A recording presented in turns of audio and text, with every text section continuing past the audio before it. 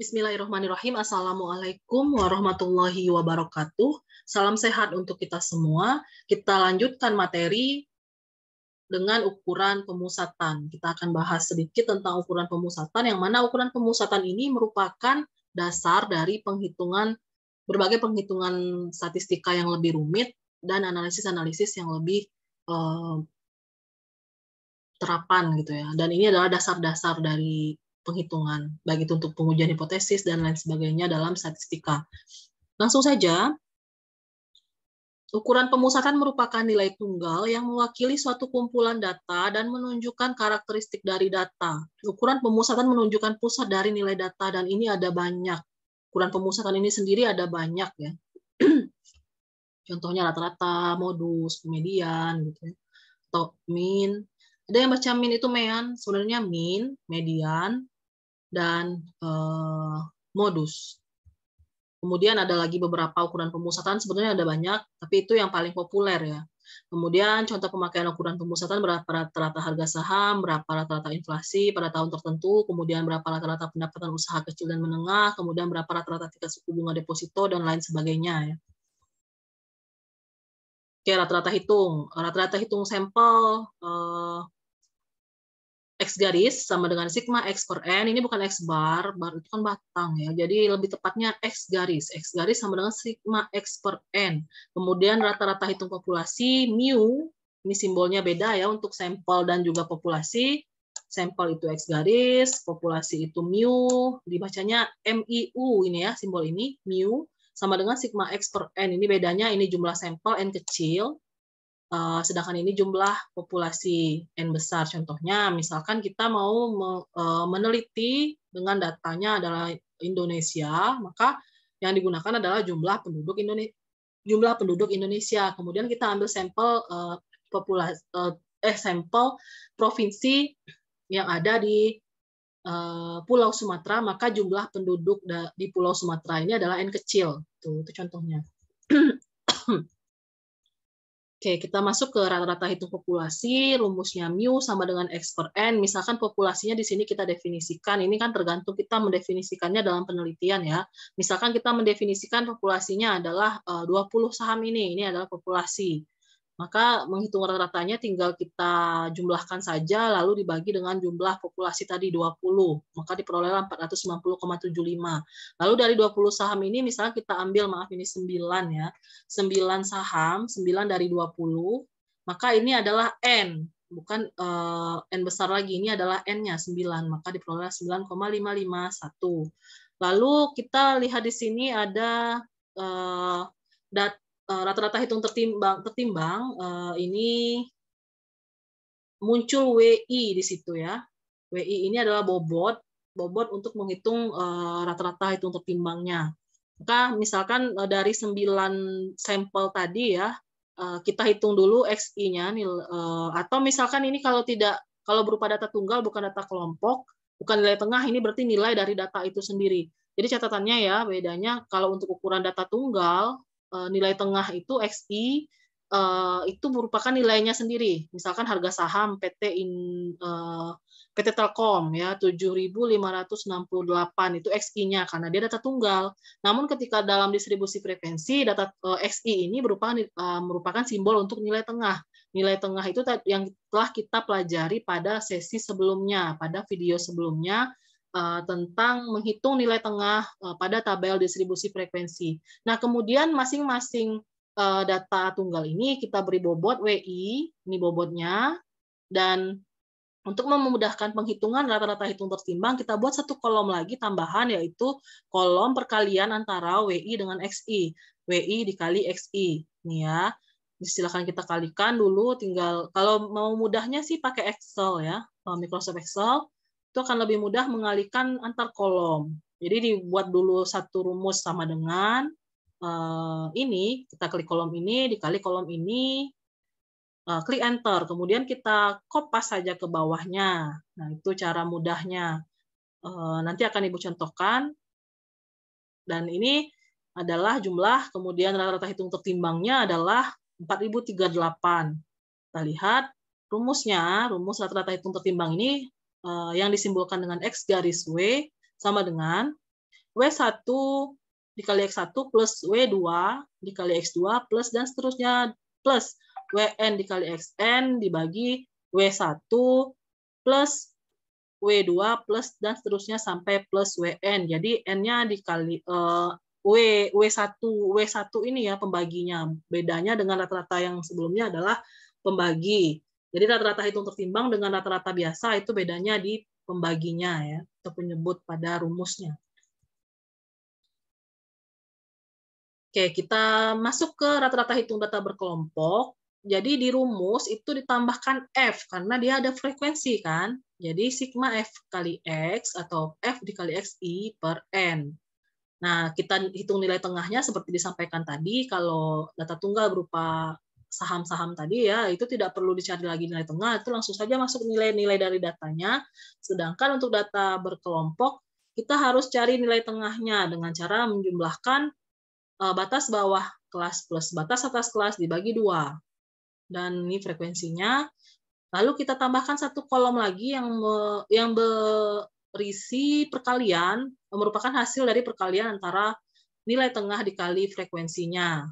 Kemudian kita jumlahkan sigma fx-nya. Rata-ratanya adalah sigma fx per n, 9813,5 per 20, 490,7 ya. Selanjutnya, rata-rata hitung data berkelompok secara ringkasnya dapat kita tentukan dalam beberapa step ini. Yang pertama, setiap kelompok baik dalam bentuk skala interval maupun rasio mempunyai rata-rata hitung. Yang kedua, semua nilai data harus dimasukkan ke dalam penghitungan rata-rata hitung. Yang ketiga, satu kelompok baik kelas maupun satu kesatuan dalam populasi dan sampel hanya mempunyai satu rata-rata hitung, tidak ada double-doublean ya. Hanya satu nilainya. Kemudian rata-rata hitung untuk membandingkan karakteristik dua atau lebih populasi atau sampel. Kemudian sifat dari rata-rata hitung ini sendiri, yang pertama rata-rata hitung sebagai satu-satunya ukuran pemusatan, maka jumlah deviasi setiap nilai terhadap rata-rata hitung selalu sama dengan 0. Rata-rata hitung sebagai titik keseimbangan dari keseluruhan data, maka letaknya berada di tengah data. Rata-rata hitung nilainya sangat dipengaruhi oleh nilai ekstrim, yaitu nilai yang sangat besar atau sangat kecil, dan bagi data atau kelompok data yang sifatnya terbuka lebih dari atau kurang dari tidak mempunyai rata-rata hitung. Ini mungkin sedikit di ini, kalau untuk bukan satu-satunya, ini adalah sebagai rata-rata hitung ini merupakan nilai yang benar-benar bisa menggambarkan data dan populer, banyak digunakan ya. Nah, selain ini kan ada beberapa seperti median, modus, dan bahkan dalam statistika itu yang lebih robust adalah median, nilai median. Jadi yang lebih berketahanan, robust itu berketahanan, robust tulisannya ya, itu bacaannya robust ya, robustness, bukan robust, gitu ya. Ada kan robust fitness itu kenapa pemiliknya sendiri menyebutkan sebagai robust, padahal jelas-jelas itu adalah robust, berketahanan artinya data, kalau dalam statistika itu ukuran pemusatan yang berketahanan adalah median dibandingkan dengan si mean atau rata-rata. Namun untuk kita misalkan kita punya data nih, mau cepat, mau melihat data itu sebenarnya apa sih keseluruhan, kalau keseluruhan kita mau lihat informasi dari data itu ya kita pasti otomatis akan menghitung rata-rata hitungnya.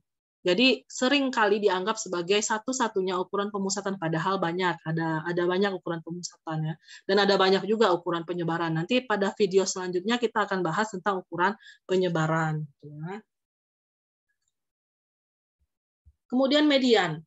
Median ini adalah nilai yang letaknya berada di tengah data, di mana data tersebut sudah diurutkan dari terkecil sampai terbesar atau sebaliknya. Ini kenapa disebut median ini sebagai nilai tengah atau ukuran pemusatan yang lebih robust, lebih berketahanan dibanding dengan rata-rata.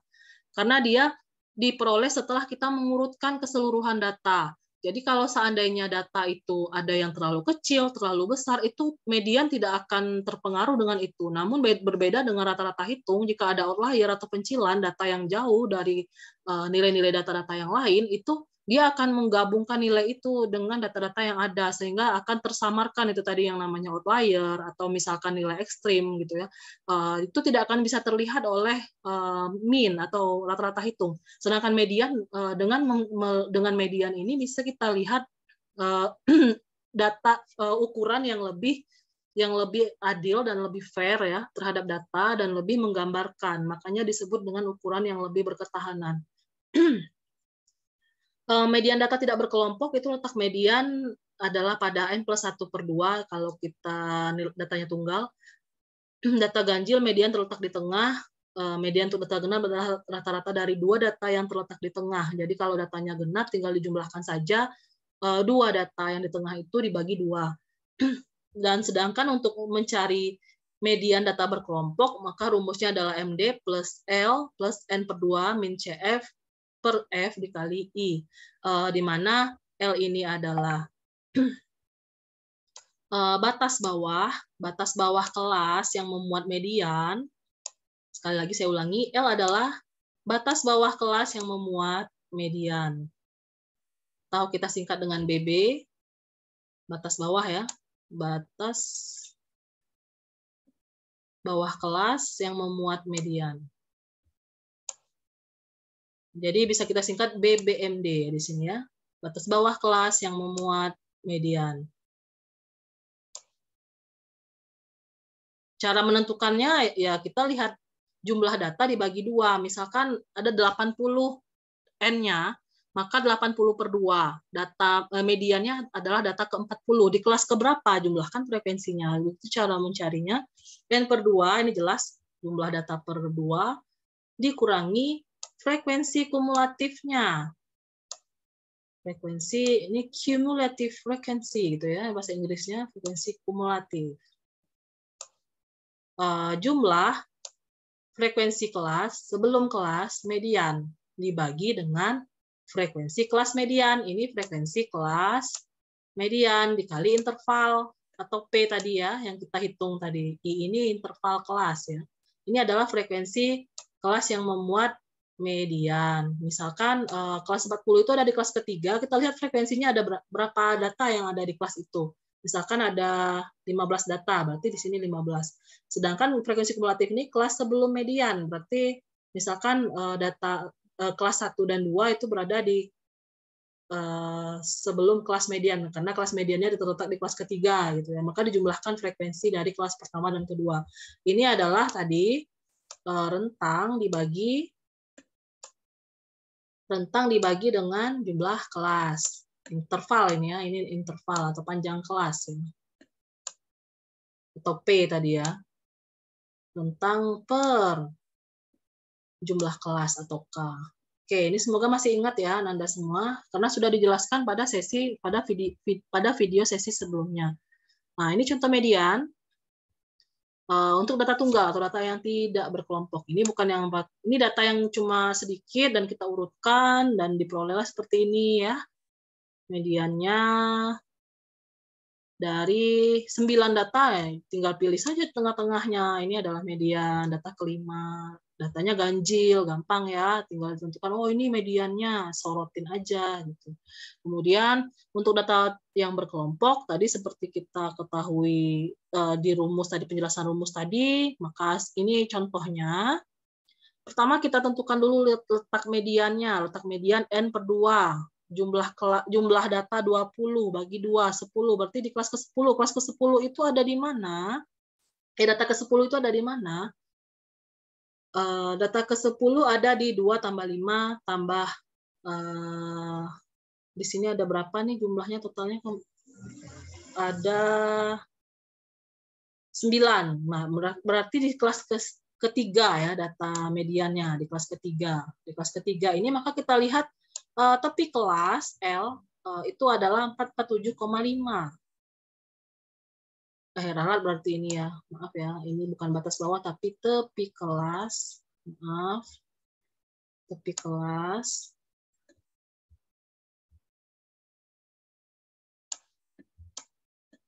Tepi kelas median. Ya, ini batas bawah dikurangi 0,5 ya.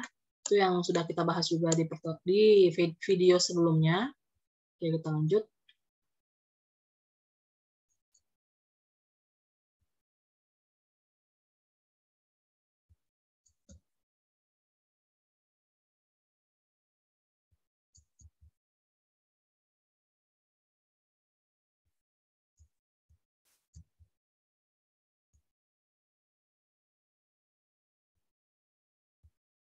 Diperolehlah 447,5 sebagai tepi kelasnya. Kemudian ini N per 2, 20 per 2, dikurangi 7. 7 ini adalah frekuensi kumulatif kelas sebelum kelas median, kan 2 plus 5. Per 9. 9 ini frekuensi kelas median, di sini dia. Oke, ini kan makanya kumulatifnya adalah 16, kan. 16 kurang 7, 9. Dikali 143. Ini adalah interval kelas. Yakni nilai rentang 878 dikurangi 160 tadi ya, dibagi dengan jumlah kelas. Jumlah kelasnya ada 5, diperoleh 143. Semoga masih ingat ya. Baik, kita lanjutkan. Ini menghitung median, maka diperolehlah mediannya 495,17 yang pastinya masih berada di sini. Nah, itu dia cara menghitung median, Anda semua. Baik, kita lihat modus. Modus ini definisinya adalah nilai yang paling sering muncul. Asal katanya mode ya. Mode tren. Itu kan yang ngetren itu model, itu sama modus ya. Berasal dari itu adalah yang paling sering muncul. Sekarang misalkan apa sih tren mode gitu ya. Berarti apa yang sering dipakai orang nih kalau fashion ya. Baju model apa yang saat ini sedang ngetren misalnya gitu. Mungkin yang ngetrennya itu piyama syar'i gitu, atau piyama yang bisa langsung yang setelan, terus habis itu bisa semi inilah ya, maksudnya agak formal sedikit, jadi bisa dipakai keluar rumah gitu. Padahal sebenarnya piyama kan identiknya untuk digunakan dalam rumah. Itu maksudnya modus. Jadi fashion yang sering muncul untuk digunakan oleh khalayak atau masyarakat. Oke, ini contoh modus data berkelompok. Kalau untuk data tunggal gampang ya, tinggal dilihat misalkan ada 10 data nih, nilai mana yang sering muncul. Misalkan 3 yang sering muncul, berarti itu modusnya. Kalau untuk data berkelompok, ada rumusnya juga seperti median ya.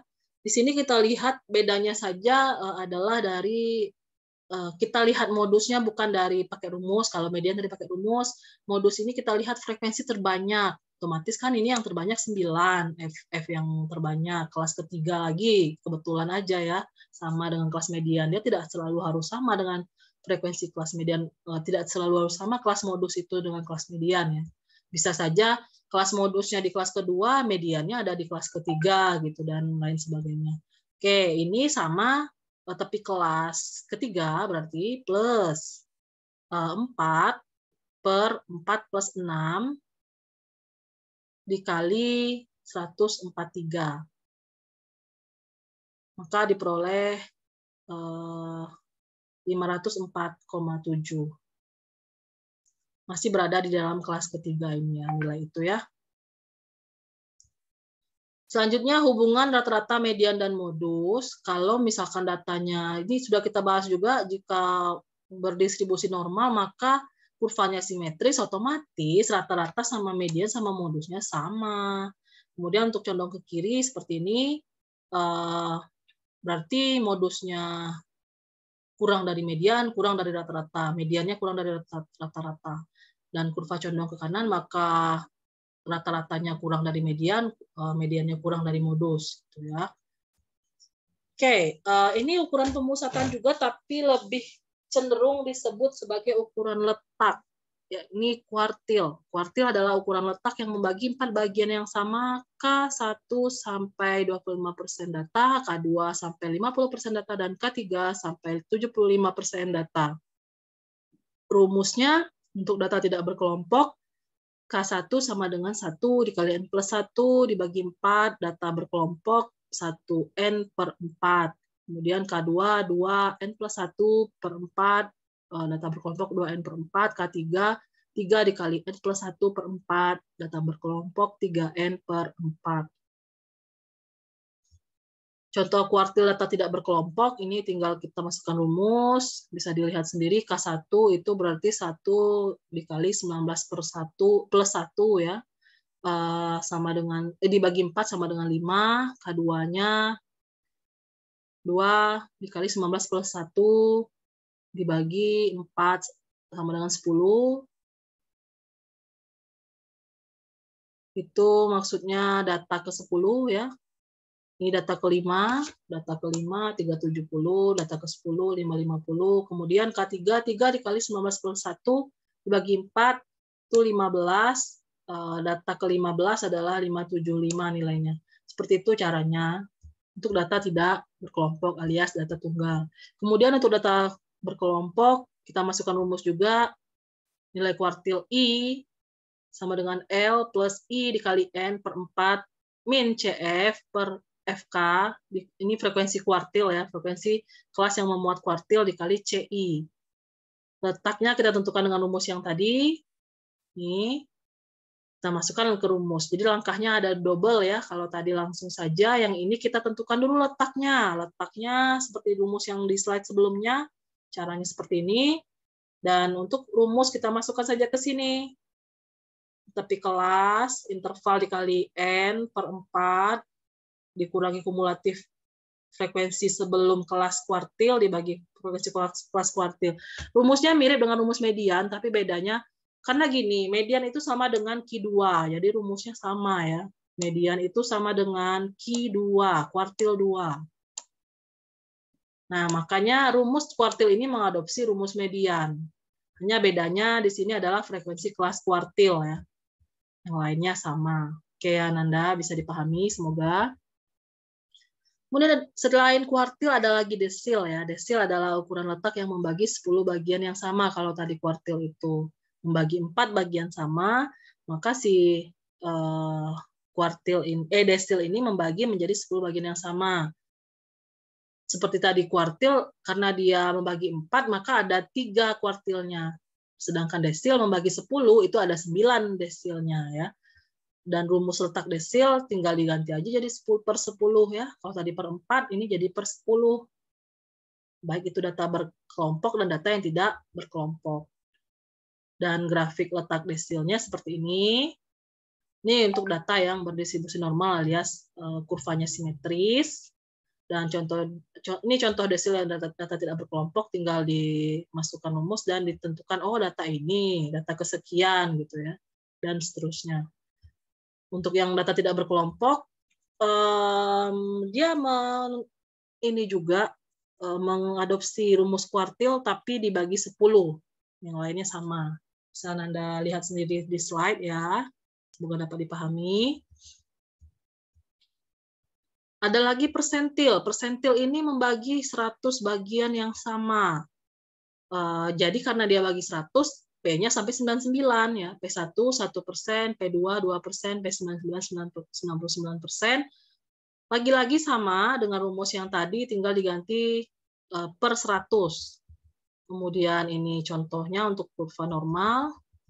Dan contoh penghitungannya, ini untuk data tidak berkelompok tinggal ditentukan saja seperti tadi. Juga data berkelompok, adopsi lagi rumus tadi, tinggal diganti pembaginya. Kalau tadi bagi 4, bagi 10, sekarang bagi 100. Dan cara penghitungannya sama seperti median tadi ya. Demikian mungkin untuk ukuran pemusatan. Kita lanjutkan pada sesi berikutnya untuk membahas tentang ukuran penyebaran. Terima kasih atas perhatiannya. Mohon maaf jika terdapat kesalahan penyampaian. Semoga bermanfaat, semoga dapat dipahami. Selamat pagi, Assalamualaikum warahmatullahi wabarakatuh.